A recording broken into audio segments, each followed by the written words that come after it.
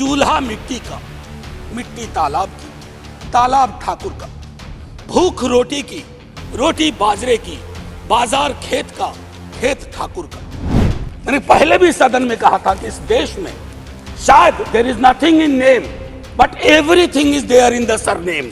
क्योंकि हम सब के अंदर एक ठाकुर है जो न्यायालयों में बैठा हुआ है, विश्वविद्यालयों में बैठा हुआ है, संसद की दहलीज को वो चेक करता है। तो शुक्रिया मैडम, शुक्रिया आपके वहाँ होने के लिए भी।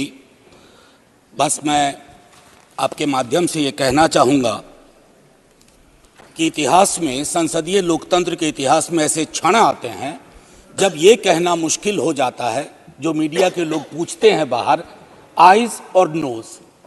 ये मसला यस और नो का नहीं है माननीय उपसभापति जी, ये मसला हमारे देश की तारीख से जुड़ा हुआ है। ये मसला इस बात से जुड़ा हुआ है जो प्रधानमंत्री जी ने अभी बीते दिनों सेंट्रल हॉल में कहा था, कैनवस बड़ा होगा, आकृति बड़ी होगी। बड़ा कैनवस है लेकिन आकृति छोटी गढ़ी जा रही है और ये इतिहास स्मरण करेगा, ये मैं आपके माध्यम से कहना चाहता हूं। अब नारी शक्ति वंदन अधिनियम, मुझे तो समझ में नहीं आया कि ये लेजिस्लेशन है या किसी तरह का धार्मिक ग्रंथ की एक उसका शीर्षक है, क्योंकि बचपन से पढ़ता आया इस देश में। जब आपकी सरकार, बीजेपी की सरकार नहीं थी, जत्र नार्यस्तु पूज्यन्ते रमन्ते तत्र देवता, पता नहीं देवता रम करते हैं कि नहीं, लेकिन हमने इस श्लोक के बावजूद महिलाओं का मोलेस्टेशन देखा, घरेलू हिंसा देखी, सबसे ज्यादा रेप परिवार नाम की संस्था में देखा, जिसका आंकड़ा खुद सरकार देती है। तो मुझको लगता है ये जो विरोधाभासी चरित्र है हमारे देश का, इस विरोधाभासी चरित्र पर भी बात होनी चाहिए। आज काफी सारी महिलाएं हैं, पत्रकार भी इस दर्शक दीर्घा में, इनको भी ये कहना चाहता हूं कि हमारे कुछ सरोकार हैं। इस देश में ऐसा नहीं चल सकता कि एक तरफ ये श्लोक पढ़ा जाए और दूसरी तरफ हम उस जुबान को छोड़ दें जो संविधान से आती है। मैडम, संविधान राइट्स की बात करता है, अधिकार की। हमारी वोकैबुलरी को क्या होता जा रहा है? अधिकार दया की श्रेणी में नहीं आएगा, लेकिन पूरा का पूरा जो टेक्सचर देखता हूं वो दया की श्रेणी में बात होती है। अधिकारों की बात कभी दया से नहीं होगी। माननीय deputy chairman ma'am, chairperson ma'am, sorry, as per the delimitation commission 2008 हमारे पास जो सीट्स हैं 412 जनरल सीट्स, 84 एससीज, 47 एसटीज। अब हम क्या कर रहे हैं इस बिल के माध्यम से, 84 और 47 के अंदर 1/3 कर रहे हैं। क्या यह अन्याय नहीं है? एग्जिस्टिंग सीट्स में नहीं, जो 33% आ रहा है उसके अंदर, जिसका आंकड़ा अभी के हिसाब से 136 सीट बैठता है, उसमें एससी, एसटी और ओबीसी की व्यवस्था हो। क्योंकि देखिए, मैं आपके माध्यम से कहूं, हर महिला को बहुत मुश्किल से आगे बढ़ना पड़ता है, ये आप भी जानती हैं। और खास करके पिछड़े वर्गों की महिलाएं, अनुसूचित जाति जनजाति की महिलाएं, उनका डिप्रिवेशन और वल्नरेबिलिटी बाकियों से ज्यादा होती है। हैंड होल्डिंग करने के लिए कोई नहीं होता है, हैंड होल्डिंग करने के लिए कोई नहीं होता है। अगर आप पहुंची तो बिना हैंड होल्डिंग के, लेकिन उन पिछड़ी जाति की महिलाओं का क्या, जिनके हैंड होल्डिंग के लिए ना हमारे धर्म ग्रंथों में कोई व्यवस्था है और ना आज की समकालीन बातचीत में कोई व्यवस्था है। रेटोरिकली हम कुछ भी कह दें, मेरा सिर्फ आपके माध्यम से कहना होगा कि हमारी पार्टी, आज मैं स्मरण कर रहा हूं हमारे राष्ट्रीय अध्यक्ष लालू प्रसाद यादव जी, भगवतिया देवी, कई लोग जानते होंगे, पत्थर तोड़ने वाली महिला थी, पत्थर तोड़ने वाली, हम ना सहबो गाली भैया, हम ना सहबो गाली। वहां से, गया से निकल करके वो संसद तक पहुंची। क्या उसके बाद भगवतिया देवी आ पाई, फूलन देवी आ पाई? वो इसलिए नहीं आ पाई कि हम आपको दोष नहीं देते हैं, हमारी व्यवस्थाएं संवेदन शून्य है। मैं तो आग्रह करूंगा तमाम साथियों को, आप किसी भी दल में हो, आज एक बार उससे बाहर निकल करके सोचिए।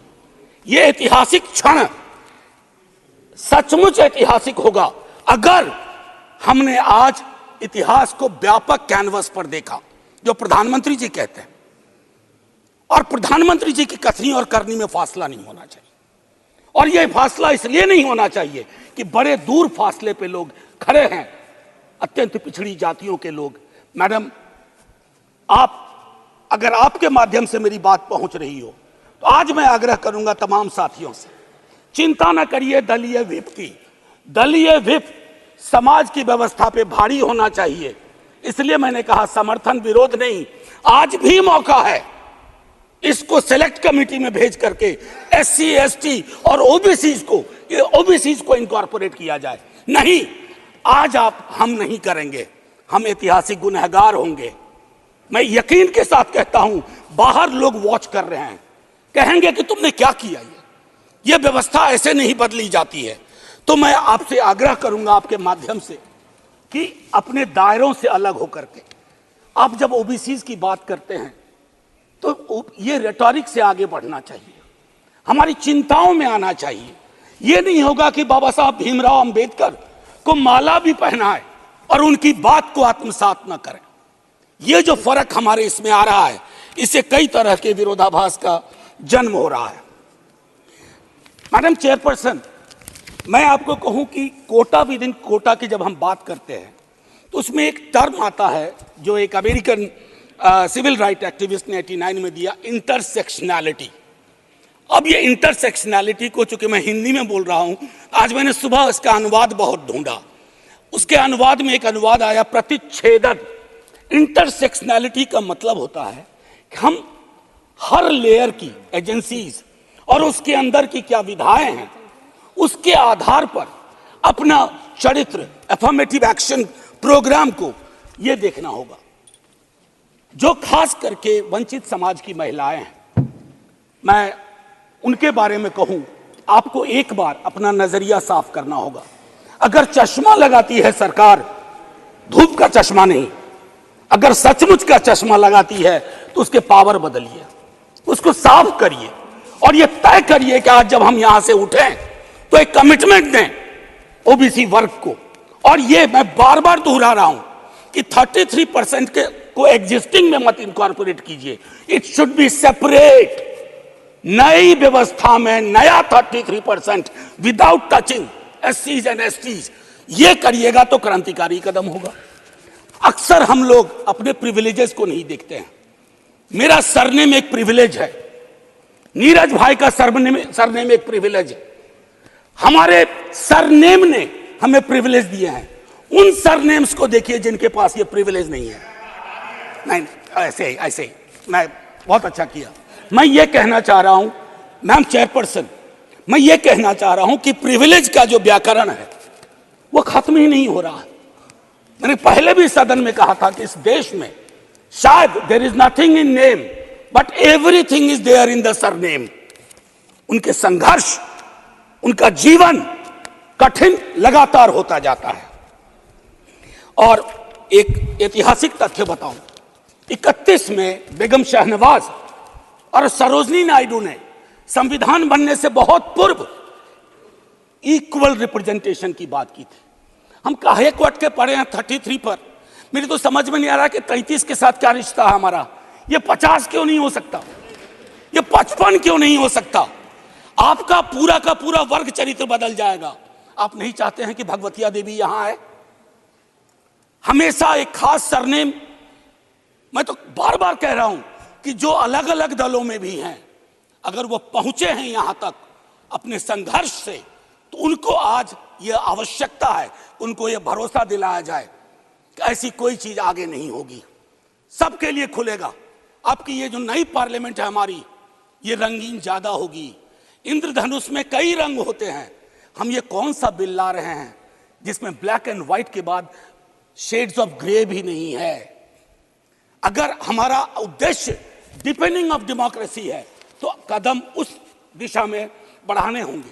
मैंने पहले भी कहा था कि 2010 में हमारा रिप्रेजेंटेशन देखिए, उसमें हमने SC, ST, OBC and minorities की बात की थी। और हम इसलिए नहीं कर रहे हैं, हम चाहते हैं कि वर्ग चरित्र बदले। संसद सचमुच में प्रतिनिधित्व की संस्था बने जिसमें सबके आकार हों, सबकी शक्लें हों। ये ना हो कि एक प्रभुत्व वर्ग का उस पर हमेशा उस पर छाप रहे। अब मैं कहूं कि अभी जातिगत जनगणना कल शाम के बाद, मैम चेयरपर्सन, अब मैं आपका अटेंशन चाहता हूं। कल शाम के बाद इस देश में लोकसभा में बिल पास हुआ, उससे ज्यादा इस बात की चर्चा हो रही है ओबीसी के साथ नाइंसाफी हुई। इस बात की चर्चा हो रही है कि जातिगत जनगणना पर क्यों ब्लॉक किया जा रहा। और मैं ये कह रहा हूं, हमारे सीएम नीतीश जी और तेजस्वी जी डिप्टी सीएम, उन्होंने जातिगत सर्वेक्षण कराया। 28 अगस्त को मेरे पास दोनों एफिडेविट है। पहली एफिडेविट कौन लेके गए? सरकार। तुषार मेहता खड़े होते हैं, सॉलिसिटर जनरल, ये कहते हैं कि state government can not do any activity like census और एक्टिविटी अकिन टू सेंसस। लेकिन शाम तक जब अप्रोर होता है, दूसरी एफिडेविट आती है, कहती है गलती से वो पैराग्राफ लग गया था। सरकारें ऐसी गलतियां नहीं करती हैं, ये मानस करवाता है, ये प्रेजुडिस माइंड करवाता है। मैम चेयरपर्सन, बस ज्यादा नहीं लूंगा। मैंने कई संशोधन दिए हैं मैडम चेयरपर्सन, मैंने कई संशोधन दिए हैं। उन संशोधनों पर भी सरकार विचार करे। हाथ जोड़ के कहता हूं, आपका कुछ भी नहीं बिगड़ेगा। हृदय विशाल रखना चाहिए। छोटे मन से, आप ही के बड़े नेता कह गए थे, छोटे मन से कोई बड़ा नहीं होता। कैनवास पे बड़ी लकीर खींचिए। और मैं आखिरी में एक बात कह के खत्म करूंगा कि गले मिलकर गला दबाने की कोशिश ना हो। मैम चेयरपर्सन, 1 मिनट, एक कविता लेके आया था, उसके पहले गले मिलकर गला ना दबाइए। और ये कविता पढ़ के खत्म करूंगा और जय हिंद बोल दूंगा। ये ओम प्रकाश वाल्मीकि जी का है। इसमें जो प्रतीक हैं वो किसी जाति विशेष के लिए नहीं है, क्योंकि हम सब के अंदर एक ठाकुर है जो न्यायालयों में बैठा हुआ है, विश्वविद्यालयों में बैठा हुआ है, संसद की दहलीज को वो चेक करता है। तो कविता कुछ यूं है। चूल्हा मिट्टी का, मिट्टी तालाब की, तालाब ठाकुर का। भूख रोटी की, रोटी बाजरे की, बाजार खेत का, खेत ठाकुर का। बैल ठाकुर का, हल ठाकुर का, हल की मूठ पर हथेली अपनी, फसल ठाकुर की। कुआं ठाकुर का, पानी ठाकुर का, खेत खलिहान ठाकुर के, गली मोहल्ले ठाकुर के, फिर अपना क्या, गांव, देश, शहर। और मैं फिर से क्लैरिफाई करता हूं, वो ठाकुर मैं भी हूं, वो ठाकुर संसद में है, वो ठाकुर विश्वविद्यालयों में है, वो ठाकुर विधायिका को कंट्रोल करता है। इस ठाकुर को मारो जो हमारे अंदर है। जय हिंद मैम, जय हिंद।